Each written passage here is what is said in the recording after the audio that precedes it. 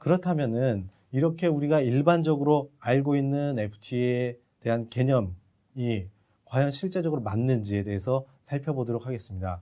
실제 FTA를 적용할 때 어떠한 부분을 고려해야 할지를 살펴보겠는데요. 첫 번째, FTA 협정국으로부터 수입되는 물품이라 해도 원산지 기준을 충족해야 합니다. 다시 말해서 독일로부터 제품, 예를 들어서 어떤 기계라고 할까요? 기계에는 Made in Germany라고 써 있습니다.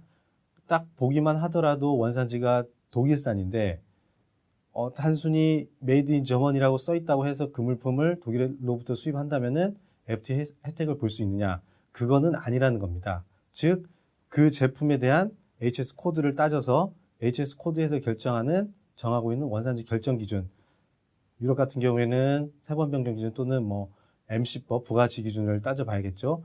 거기에 정확하게 합치가 되는지, 합치가 돼서 원산지 결정 기준을 충족하는지 여부를 확인 또는 충족해야만 FTA를 적용할 수 있다는 겁니다. 두 번째로, 원산지가 FTA 협정국이라 할지라도 직접 운송 원칙을 충족해야 한다.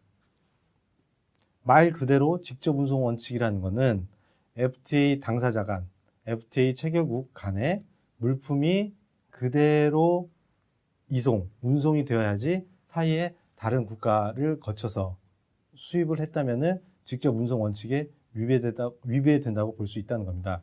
예를 들어서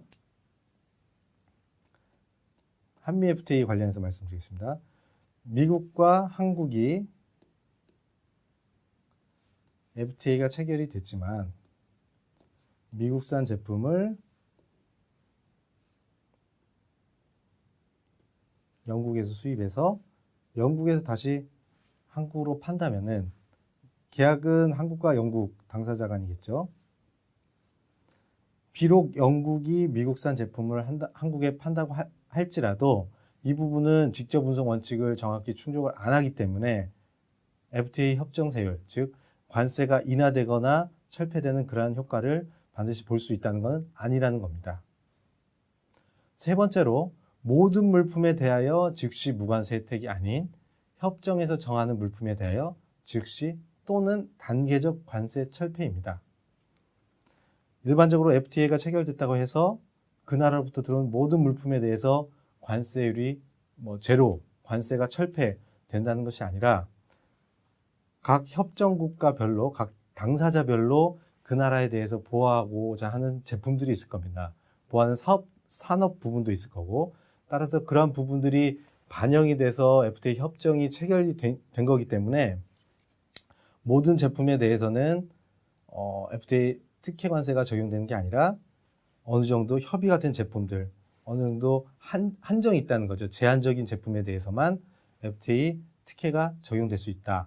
그리고 모든 제품에 대해서 그러한 제품에 대해서 관세가 즉시 철폐되느냐?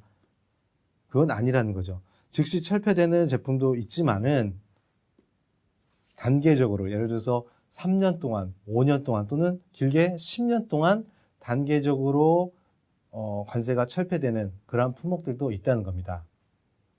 네 번째로, 수입 통관 시에만 관세 혜택을 보는 것이 아니라 이후에도 사후 검증에 대한 준비가 필요하다라는 부분입니다.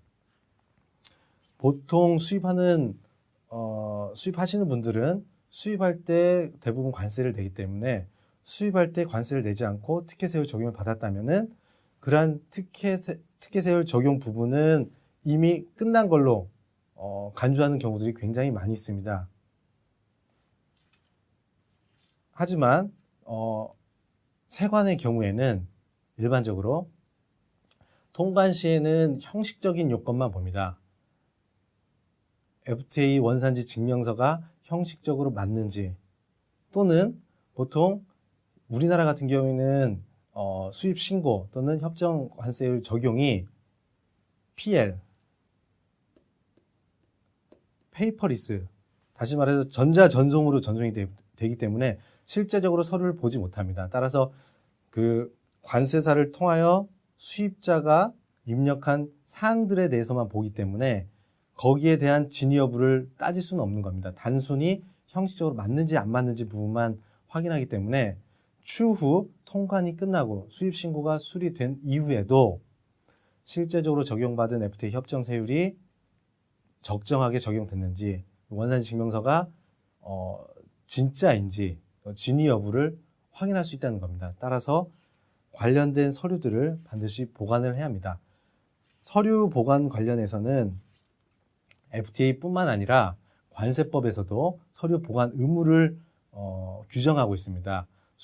수입의 경우에는 수입 관련된 서류들, 수입신고 필증이라든지 인보이스 또는 패킹 리스트 또는 계약서, 이러한 일련의 수입 관련 서류들을 반드시 5년간 보관하도록 규정하고 있습니다. 이와 마찬가지로 자유무역협정 특례법에서도, FTA 특례법에서도 서류 보관 의무를 규정하고 있는데요.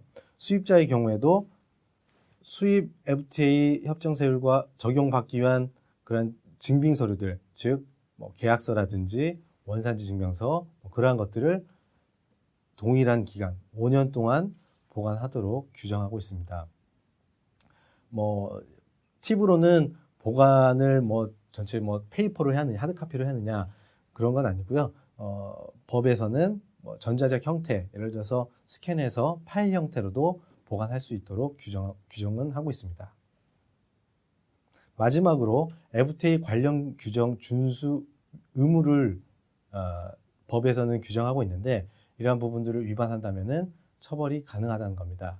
수입자 같은 경우에는 어떻게 보면은 수출자가 제공하는 원산지 증명서를 가지고 협정세율을 받았지만, 수입자의 입장에서는 의무가 없을 것 같지만은 반드시 법에서 정하고 있는, 예를 들어서 서류 보관의 의무라든지 그런 의무들이 있습니다. 자료 제출의 의무라든지 그런 의무를 위반할 때에는 처벌이 가능하다는 사실입니다.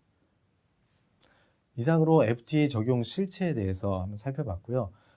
살펴본 이상 앞에서 본 일반적으로 FTA에 대해서 생각하는 것과 FTA 실제로 적용했을 때 발생된 이러한 부분들이 크게는 아니지만은 어느 정도 차이가 있습니다. 따라서 FTA 협정국으로부터 물품을 수입할 때 FTA 특례 세율을 적용받기 위해서는 반드시 사전 준비가 필요하다는 걸 의미합니다.